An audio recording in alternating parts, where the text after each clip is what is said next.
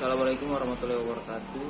Perkenalkan, nama saya Arsil dengan NIM 035. Nah, pada video kali ini saya akan membahas materi tentang perkembangan peserta didik. Perkembangan peserta didik terbagi menjadi 5 poin. Poin penting. Yang pertama ada definisi perkembangan individu. Kemudian yang kedua ada definisi perkembangan peserta didik. Yang ketiga ada prinsip-prinsip perkembangan peserta didik. Kemudian yang keempat ada aspek-aspek perkembangan peserta didik. Dan yang kelima atau yang terakhir tahapan perkembangan peserta didik. Langsung saja kita masuk ke poin yang pertama, yaitu ada definisi perkembangan individu. Nah, perkembangan individu merupakan pola gerakan atau perubahan yang secara dinamis, dimulai dari perubahan atau konsepsi dan terus berlanjut sepanjang siklus kehidupan manusia yang terjadi akibat dari kematangan dan pengalaman.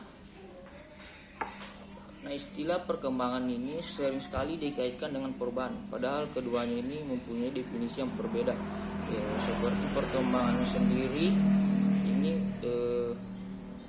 bersifat lebih kualitatif dan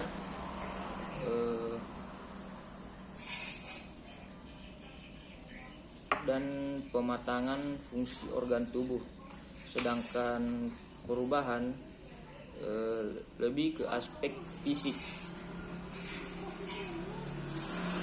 Salah satu tujuan dari perubahan ini agar individu mampu beradaptasi dengan lingkungan sehingga baik secara fisik maupun psikis, nah sesuai dengan harapan-harapan sosial. Emang itu tujuannya kita sebagai makhluk sosial, harus bisa beradaptasi atau bergaul. Dan kita yang poin yang kedua ada definisi perkembangan peserta didik. Nah, perkembangan peserta didik adalah bagian dari pengkajian dan penerapan psikologi perkembangan yang secara khusus mempelajari aspek-aspek perkembangan individu yang berbeda pada tahap usia sekolah dan sekolah menengah. Singkat saja poin yang kedua karena cuma itu yang saya tahu. Kemudian kita lanjut ke poin yang ketiga, ada prinsip-prinsip perkembangan peserta didik.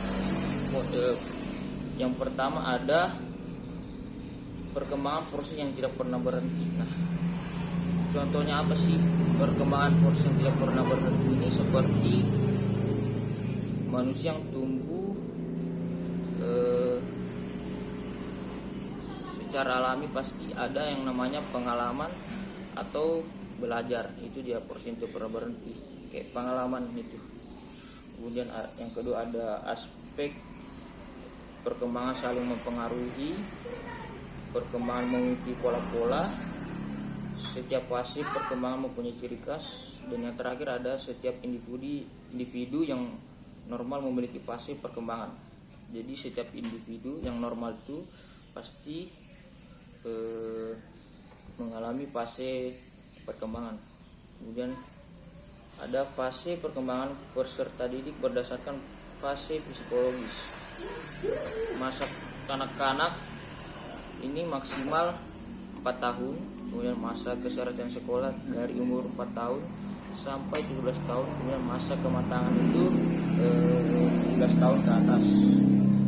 Dan lanjut kita ke fase perkembangan peserta didik berdasarkan proses belajar yang terjadi kita sekarang ini di Indonesia atau di luar negeri, di mana ada namanya masa prasekolah maksimal 6 tahun. Itu biasanya masa kanak-kanak atau balita itu dia sekolah PAUD atau sekolah motorik yang sekarang terkenal.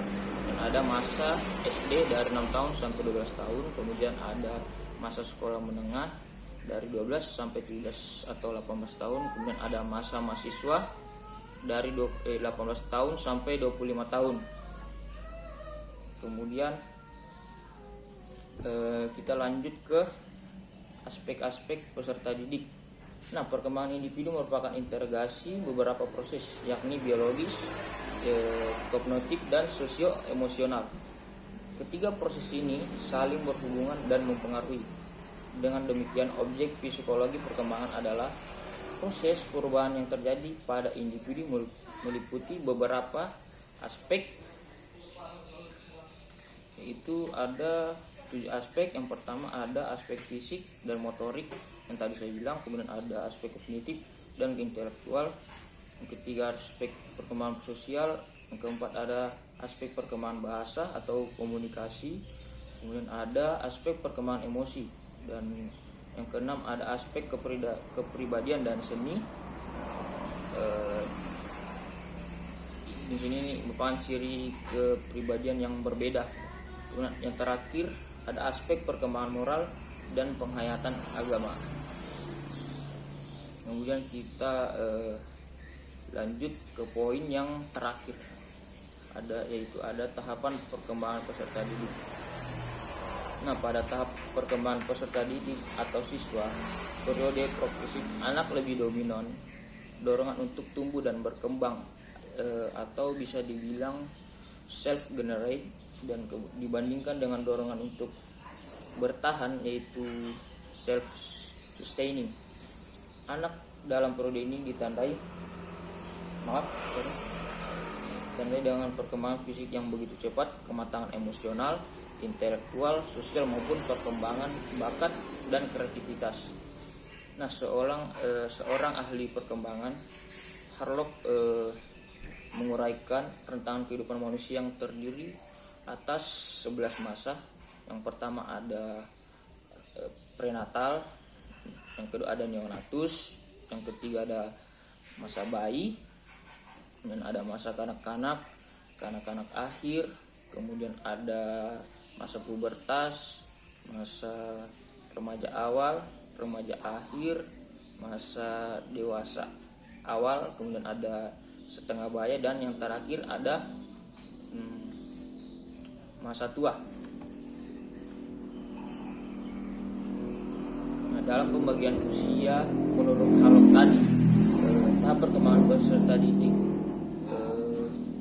pubertas tadi itu termasuk ke dalam rentan usia SMP, itu pubertas.